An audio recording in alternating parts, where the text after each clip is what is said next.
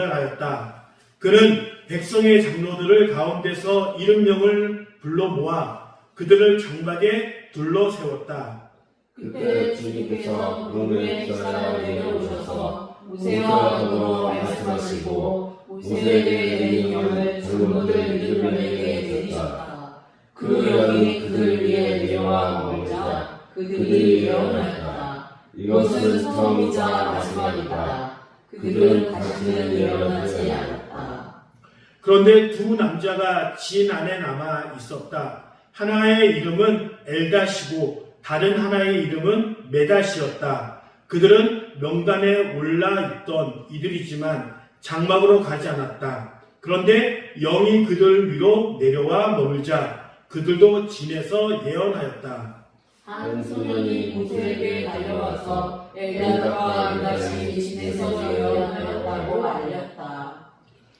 그러자 젊었을 때부터 모세를 곁에서 모셨던 눈의 아들 여호수아가 나서서 모세에게 말하였다. 어른께서는 이 일을 말리셔야 합니다. 그러자 모세가 그에게 말하였다. 내가 남을 두고 질투하느냐? 나는 외려 주님께서 주님의 백성 모두에게 그의 영을 주셔서 그들 모두가 예언자가 되었으면 좋겠다. 모세와 이스라엘 장로들은 함께 진으로 돌아왔다. 아멘. 그들 모두가 예언자가 되길 바란다. 라는 제목으로 말씀을 전할 때 큰 은혜가 있길 간절히 소망합니다. 오늘 이 사건이 있었던 것은 이스라엘 사람들이 출애굽을 한 이후로 시내산에서 하나님의 말씀을 받고 율법을 받고 그래서 하나님의 법궤를 만들고 회막을 만들고 이동하는 길 가운데 있었던 것입니다. 광야라는 곳이 어떤 곳이냐? 바로 이런 곳입니다. 이곳은 쉴 수 있는 그늘이 있는 곳은 아닙니다. 그리고 이것은 항상 40도, 50도까지 올라가는 매우 더운 곳이고 또 건기가 되면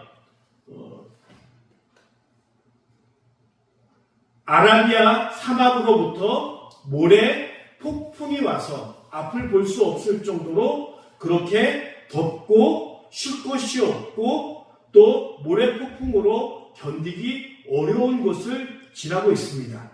이것도 바로 그 이스라엘 광야 사람들이 지금 바란 광야를 지나고 있는데 그 바란 광야의 한 모습입니다. 저 멀리 있었던 나무의 이름이 바로 시딤 나무입니다. 이 시딤 나무가 지금 무엇을 만들죠? 하나님의 법궤를 만듭니다. 그렇다면 왜 이 시딤 나무로 하나님의 법궤를 만들까요?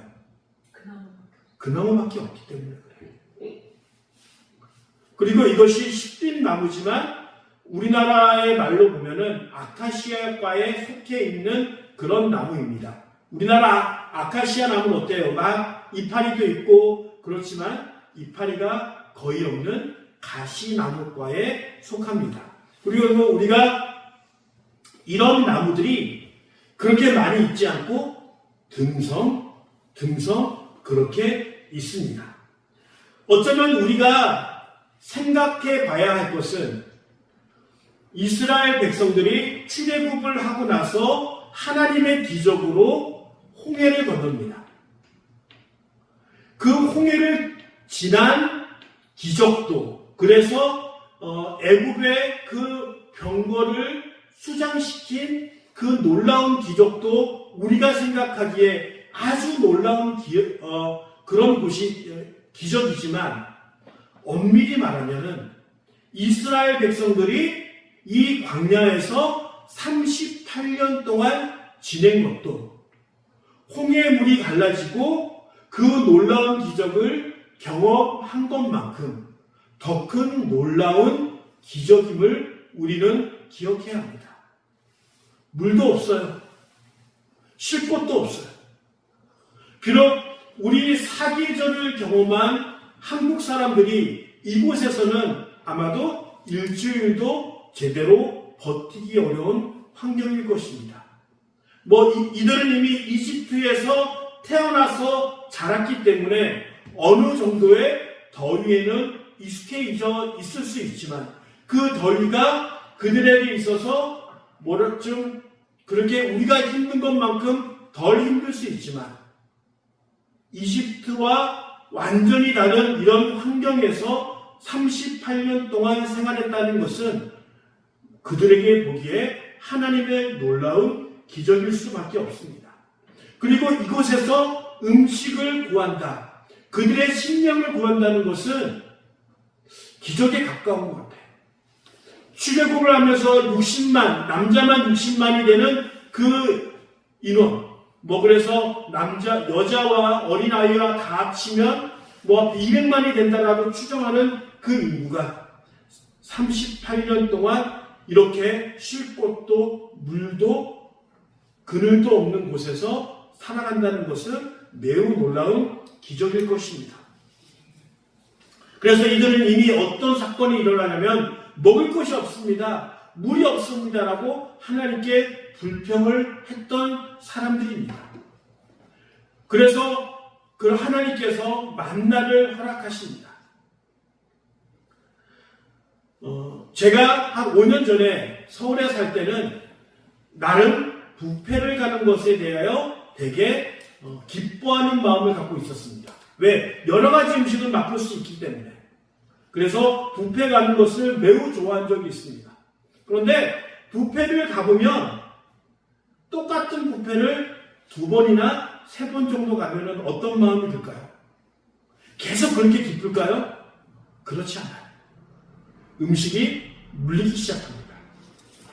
뷔페 음식과 일반 음식점의 그 음식이 어떻게 다른지는 모르겠지만 뷔페에 가서 2-3번 정도 연달아 먹으면 질리더라고요. 그렇게 수많은 음식이 있는 값비싼 뷔페에 가서도 그 음식이 질리지만 지금 이스라엘 백성들은 만나를 계속적으로 먹고 있으면 사람의 입이 참 간사한 것이 그것에 대하여 맨 처음에는 맛있고 맨 처음에는 고마운 마음이 들지만 그것을 한 가지만 계속 먹다 보면 어때요? 물리기 시작했습니다. 그래서 그들은 만나를 먹다가 불평이 다시 나오게 되고 그 불평이 무엇으로 이어지냐면 바로 그들이 종살이하며 노동일을 했던 애굽에서 먹던 것들을 기억합니다. 민수기 11장 5절에 보면 이런 말씀이 있습니다. 이집트에서 생선을 공짜로 먹던 것이 기억에 생생한데 그 밖에도 오이와 수박과 부추와 파와 마늘이 눈에서 난대. 아마도 나일강에서 주는 생선이 있었을 것이고 또 야채가 풍부했던 애굽에서의 생활을 기억했을지도 모릅니다. 생선도 없고 야채도 없는 그 광야의 삶이 힘들고 어려웠을 것입니다. 그런데 여기서 기억해야 할 것은 이들이 착각하고 있었어요. 무엇을 착각하고 있었냐면 이집트에서 생선을 공짜로 먹던 것이 기억에 생생한데 애굽 사람들이 마음씨가 좋아서 그 생선과 야채를 공짜로 주었을까요? 그렇지 않아요. 그들이 먹던 생선과 음식과 그 야채들은 그들이 땀을 흘리고 노동한 대가로 받은 것이고 그리고 그들이 애굽에서 머물면서 자기의 아들들이 학살당하고 죽음을 당하게 되는 그 대가로 이 많은 것들을 얻어서 먹기 시작한 거예요. 그러기에 이들은 공짜로 먹었다라고 하는 그 착각을 갖고 있는 것입니다. 우리에게 지금 가장 친절한 사람이 누굴까요?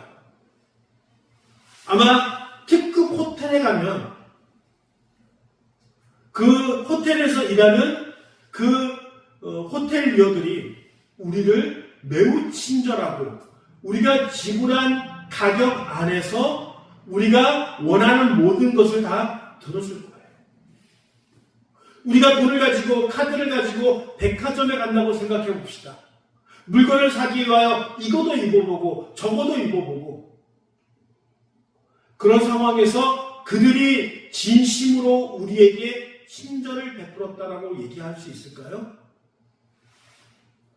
그들은 가격에 맞는 친절을 우리에게 베풀 뿐입니다. 그러나 우리는 약간 불편할지라도 우리는 우리가 원하는 진정한 친절이 아닐지라도 우리에게 친절과 사랑을 베푸는 사람들이 있습니다. 그것이 바로 가족이고 그것이 바로 성도의 교제이며 하나님을 믿는 사람들이 우리에게 대가를 바라지 않고 대가를 요구하지 않고 베푸는 친절이 있습니다. 눈에 보기에는 호텔에서 백화점에서 제공되어지는 친절이 더 우수할 수 있다고 생각되어집니다. 이렇게 우리는 진짜 친절이 진짜 섬김과 사랑이 무엇인지 이스라엘 사람들이 만나만 먹고 광야에서 생활했던 그 기억으로 인하여 헷갈렸던 것처럼 우리가 삶을 살면서 헷갈리고 잘못 생각하는 것들이 많이 있음을 우리는 기억해야 합니다.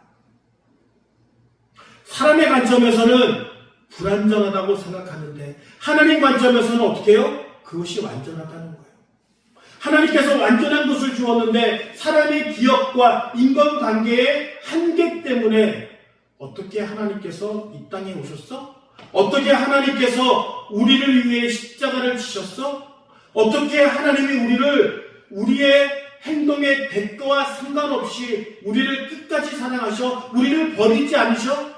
에이, 부모님도 그렇게 못하는데 라고 내가 갖고 있는 착각으로 인해 하나님의 사랑과 하나님의 은혜를 한계를 짓습니다. 내가 잘못하면 하나님이 나를 버리실 거야 라고 그렇게 하나님을 사람의 빗대어 사람의 관계 안에서 그렇게 제대로 믿지 못합니다. 우리의 시선을, 우리의 생각을 바꾸어야 합니다. 하나님의 생각으로, 하나님의 은혜와 사랑으로 하나님을 바라볼 때, 그리고 사람들을 바라볼 때 진정한 관계의 회복이 이루어집니다. 이스라엘 사람들이 죄를 짓고 나서 계속적으로 불평했던 가장 큰 이유 중에 하나가 그들이 불편할 때마다, 어려울 때마다 무엇을 기억해요? 애굽에서 지냈던 시간과 그 부분들을 기억합니다. 그리고 기억에 왜곡이 있어서 마음껏 먹었다, 공짜로 먹었다라고 착각합니다. 그렇지 않아요.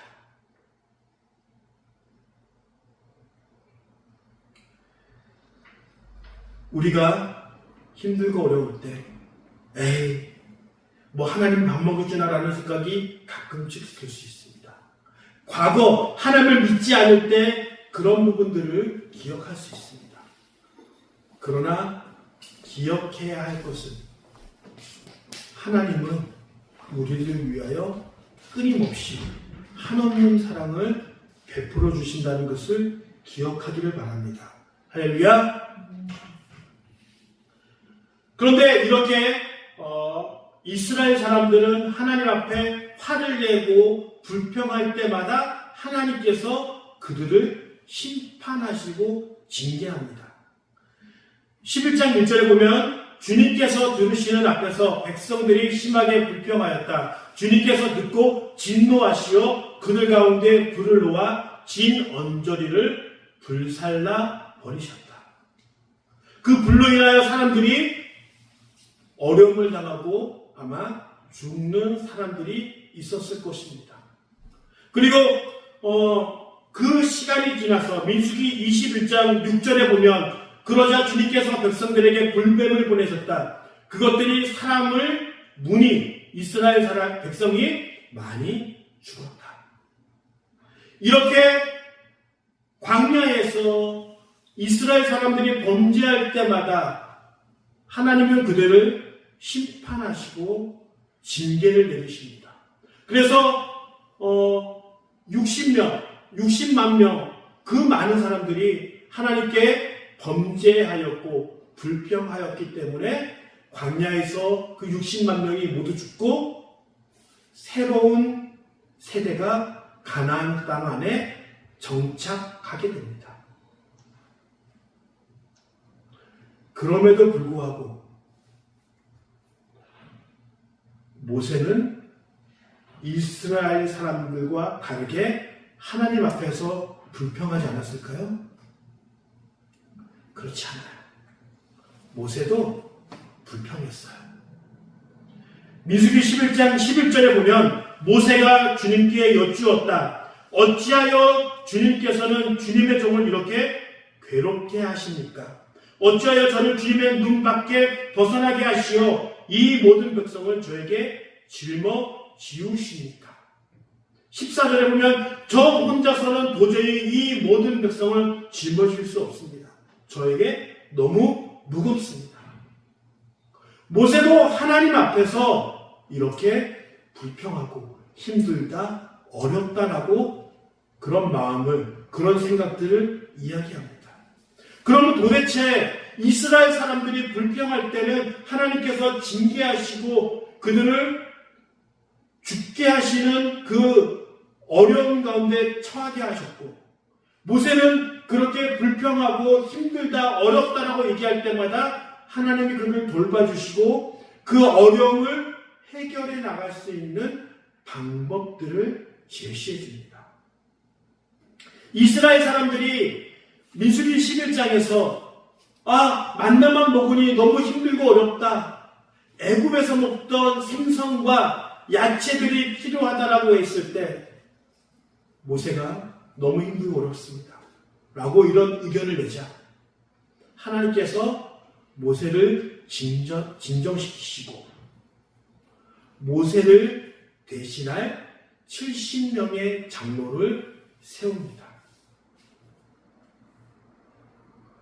이 60만 명의 사람들, 넓게 얘기하면 200만 명의 사람들을 혼자 관리하기에 너무 어려우니 백성들의 장로들 가운데, 지도자들 가운데 70명을 세워서 그 백성들을, 모세의 일을, 수고를 분담하는 일들을 그렇게 제공합니다. 그리고 이드로는 10부장과 100부장과 1000부장을 세워서 모세가 혼자 짊어질 그 일의 무거움을 같이 질 수 있도록 제안합니다.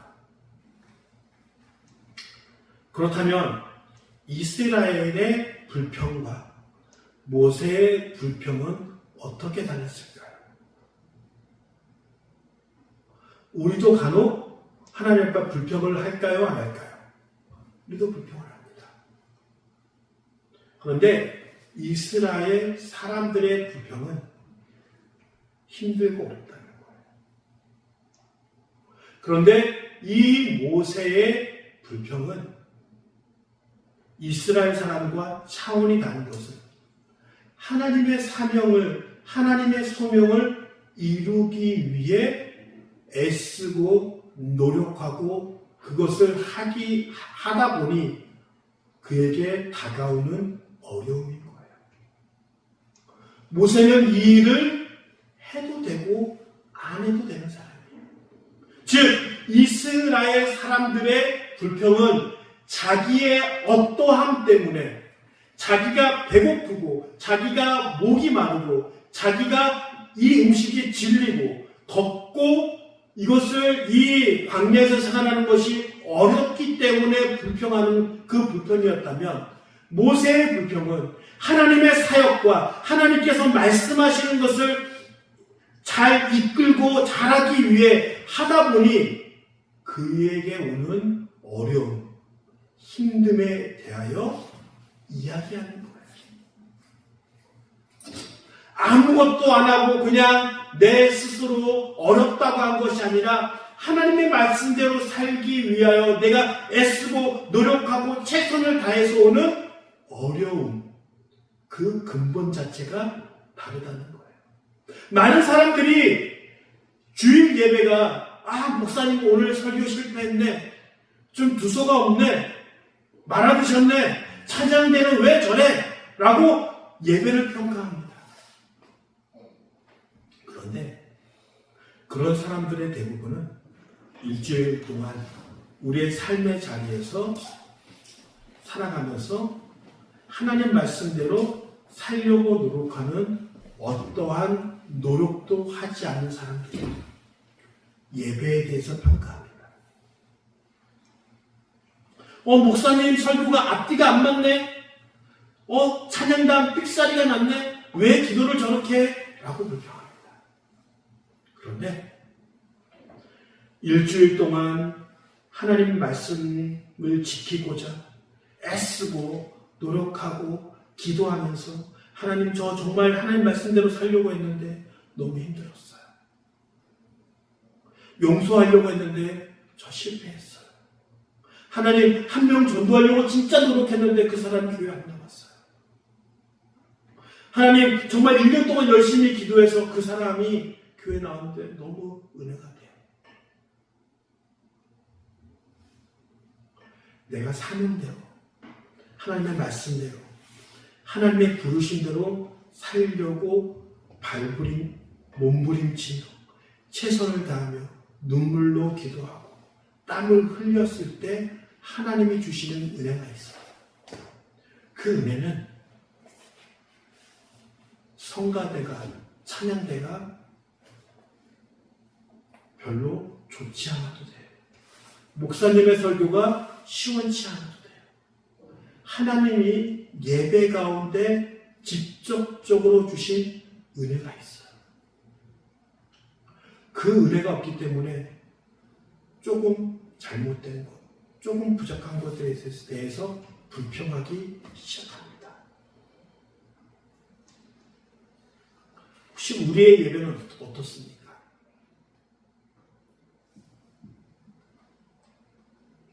그리고 그렇게 노력한 모세를 하나님께서 모세를 인정해 주십니다. 하나님을 본 사람이 있을까요? 없을까요? 없어요. 근데 유일하게 하나님의 얼굴이 아니라 하나님의 등을 모세가 봅니다. 출애굽기에 보면은 그 뒤에 내가 나의 손바닥을 거두리니 내가 나의 등을 보게 될 것이다. 그러나 나의 얼굴은 볼 수 없을 것이다. 왜냐하면 하나님의 영광, 하나님의 얼굴을 본다는 것은 죽음을 의미합니다. 그래서 이사야가 내가 하나님의 음성을 들었다, 하나님을 보게 되었다라고 했을 때 그의 반응은 첫 마디는 이제 내가 죽게 되었다.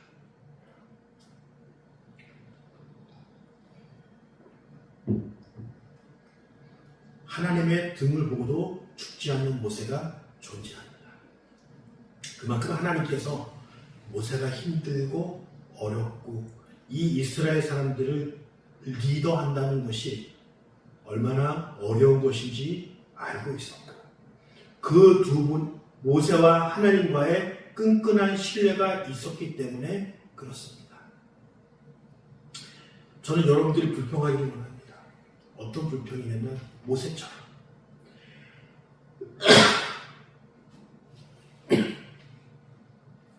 하나님 말씀드리기 너무 힘들어요. 왜 저에게 이런 비전을 주셔서 제가 왜 이렇게 힘들어야 합니까? 그런데 하나님께서 말씀하시는 거예요. 조금만 더 힘내. 내가 함께 할게. 그리고 기도하면서 하나님께서 그 사람에게 지혜를 주십니다. 장로 70명을 세워봐. 그럼 네가 덜 힘들 거야. 이것이 바로 하나님과 내가 소통하며 하나님의 소명대로 살아가는 자를 내버려 두지 않으시고 하나님께서 챙기시고 그를 인정해 주시는 그 은혜가 우리에게 있길 간절히 소망합니다. 그리고 나서 장로 70명을 세웁니다. 그런데 그 장로 70명을 세웠을 때